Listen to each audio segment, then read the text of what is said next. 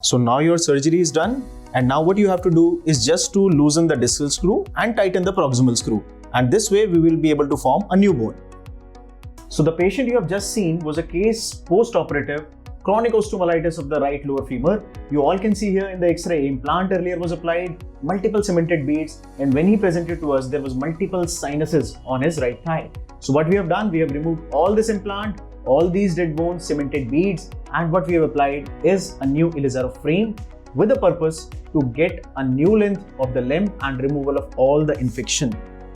So hi guys, I am Dr. Sushil Vijay, your Faculty of Orthopedics in eGurukul 2.0. So the biggest problem right now is most of the students have not been able to attend majority of the clinical postings. So here I am trying to give you some of the good solutions. I have incorporated the examination of all the joints like hip joint on a real patient who was having real problems around his hip. Of the knee joint with its important tests which are usually asked in all our examination and same for other joints also. Another problem is even we don't know what are the commonly used instruments and appliances in orthopedic OT.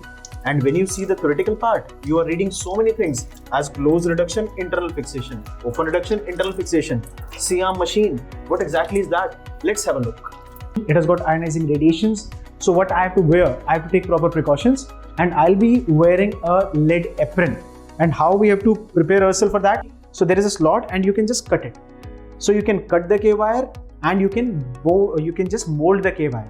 So I have shown you all the orthopedic instrumentations, all the other appliances, the C-arm machine, and everything that we need to operate a patient in a orthopedic OT.